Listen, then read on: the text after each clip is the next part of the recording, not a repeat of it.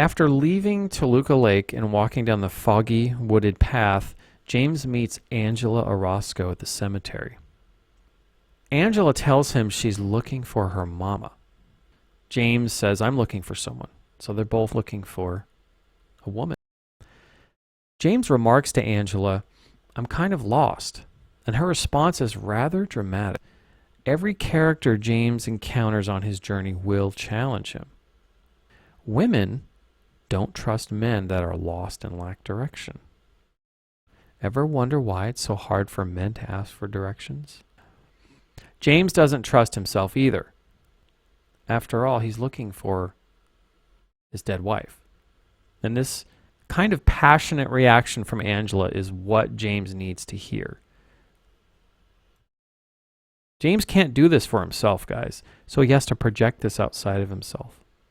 So Angela represents a lesser aspect of James, or the side of his psyche which he is not consciously aware of, nor is ready to acknowledge within himself. So your shadow is always this character outside of you in the story, or in your life. Angela has quite a lot to teach James throughout this story. Eventually we will see it begin to sink in, a little bit later down the road. Angela's core archetype is not the shadow self. I'll give you a hint. The roles change for some characters. They can be pretty slippery, and that's what makes this story so sophisticated and so compelling. Well, it's one of the reasons anyway. So the 7 archetypes are as follows. You have first the Herald. You have the Hero, the Mentor, Threshold Guardians. There's typically more than one. The Shadow, of course, the Shapeshifter, and the last one is the Trickster. Before I explain the archetypes, let's talk about what archetype even means. So the word archetype means first form or original pattern, which subsequent patterns are created or modeled after. So it's like the eye that's cast and then everything after it comes from that mold. Kind of like in Star Wars, an Attack of the Clones. The stormtroopers are all cloned from this one person. The word archetype is 2 words in Greek. It's archa and typos, meaning beginning model. The archetypes used in most storytelling of today were formed over the millions of years that human mothers, fathers, grandchildren, children, grandparents, hunters, shamans, healers, nurturers, warriors, teachers, rivals, enemies, animal predators, monsters. It's the millions of years of inheritance of human survival and struggle and joy and sadness and hope and tragedy. We're the inheritors of all that. These human roles or archetypes have been with us since the beginning of humankind. They're in our DNA. They're in our blood. These archetypes first emerged or were recognized as such during the magical and mythic stages of human civilization. This occurred well over 15 to 20,000 years ago. If you know about Göbekli Tepe in Turkey, this is a site that's about 12 to 15,000 years old, and it's an entire city. These are all archetypes that we play to various people in various stages of our lives. We're the hero of our own journey, but also at the same time, we're other characters in other people's journey in life. So the human archetypes are not the most foundational archetypes. There are other archetypes which transcend and include the human archetypes, which are the most foundational to the fabric of our existence.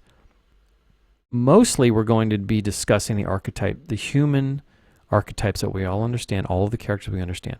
But then if you want to go a little bit deeper, we're going to discuss some of those cosmic archetypes found in the deities of India and Asia, for example.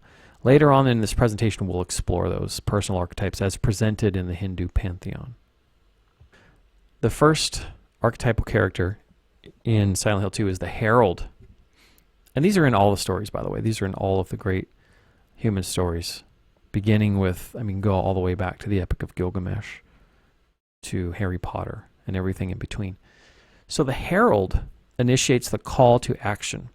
They signal dramatic need for change. They motivate the hero to begin the quest. The hero, of course, as we know, is the protagonist of the story that every other character archetype is meant to serve.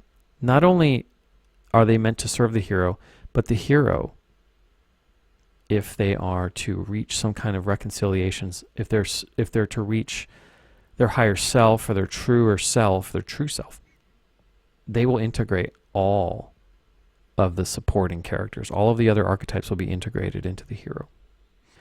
The third archetype is the mentor. The mentor offers advice, tools, and motivation, and they help the hero succeed in his or her quest. Threshold Guardian. The Threshold Guardian represents the common obstacles, lesser villains, and sometimes they do turn into allies. If a Threshold Guardian isn't killed, they'll often actually offer to help the hero. The Shadow. The shadow represents the deepest unrealized or rejected aspect of the self. The shapeshifter possesses repressed qualities. They serve to fill the story with doubt and constant change. The very slippery character. The trickster. The trickster can appear as friend or foe. They introduce chaos to the hero, but they themselves remain unchanged. They're usually the most entertaining character. So those are the 7 archetypes. So the shadow self appears in every hero's journey. And for James Sunderland, he meets several aspects of the shadow self along his path.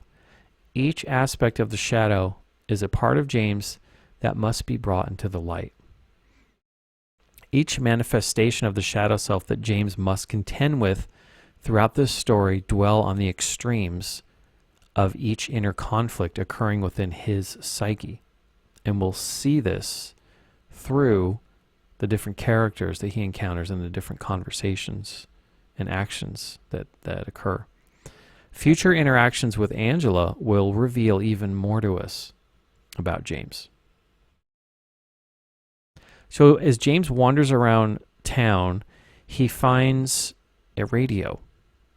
And this is where he encounters his first monster. The monsters of Silent Hill convey the unsettling disharmony of unfulfilled human sexuality and death. So it's kind of a amalgam.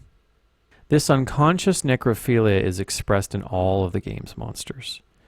It seems as if James Sunderland's demons or aspects of his shadow self lurk behind every corner in Silent Hill. And remember, this is a journey of the unconscious psyche of James. So everything's going to be weird. Everything's going to be dreamlike. Dreams typically present themselves in an incoherent way. They're out of sequence, weird shit happens, things don't really make sense. Things can be molded together. Several different events, people, things can kind of be melded into one another. This is the unconscious processing.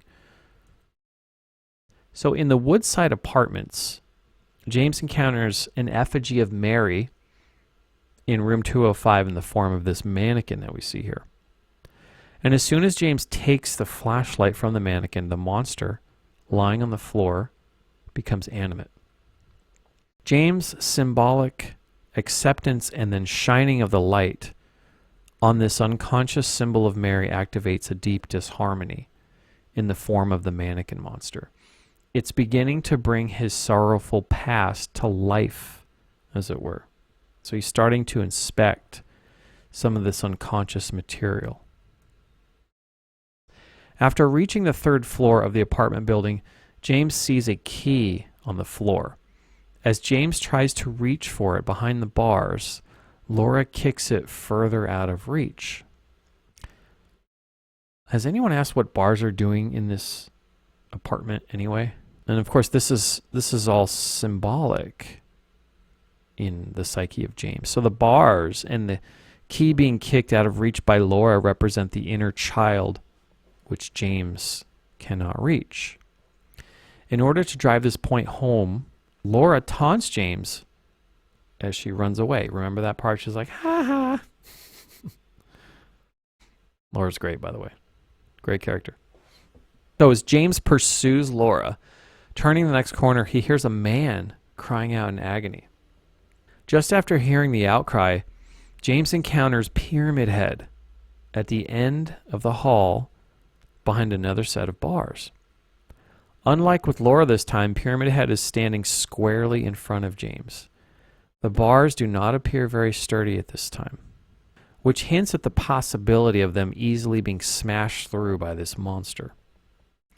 Unlike Laura, who runs away, Pyramid Head stands and faces James. This monster stands between James and his inner child. When James enters the apartment, he's appalled at the sight before his eyes. This effigy of a bloody dead James sitting in the chair can be interpreted as a warning, an unconscious warning to James. It could also be foreshadowing of events yet to come. And this is a quote from Team Silent. "This corpse is James himself. Same face, same polygonal model structure. In fact, this is an image straight out of James' imagination." After leaving the scene of his own death, he enters room 202. This apartment appears to be infested with moths. It is only upon closer inspection that he discovers these are actually butterflies. Is it any coincidence that Maria has a butterfly tattoo on her stomach? James' instincts lead him to reach into the hole with the mysterious green ooze coming out of it. After a few attempts, very tentative attempts by the way, he is able to obtain the clock key. After solving the clock key puzzle, James' second encounter with Pyramid Head occurs when he enters apartment 307. James witnesses a sexual act involving Pyramid Head and two mannequins. James hides in the closet and watches the scene unfold. The repression of his sexual desire is clearly evident from this image. This scene in Silent Hill 2 appears to be inspired by the David Lynch film Blue Velvet. Here's a quote from David Lynch. "Life holds many, many, many mysteries, abstract things we all think about. In a film, when things get abstract, some people don't appreciate that and they want to leave the theater. Others love to dream, get lost, try to figure things out. I'm one of those people." So as Pyramid Head walks towards the closet, James begins firing his pistol. James Sunderland, of course, is defending himself from the fear of his own deepest, darkest parts of himself.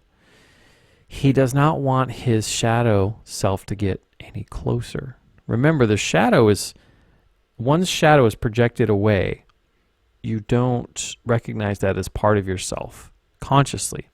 Unconsciously, your mind is like, yeah, that's pretty much you, dude. But your conscious mind is like, fuck that shit. That ain't me. Get away from me. That's my enemy. So James he's not ready to integrate with his shadow. This happens later on in the game, of course. But right now, he's not ready to accept his shadow or have anything to do with it. So he's going to fight Pyramid Head over and over.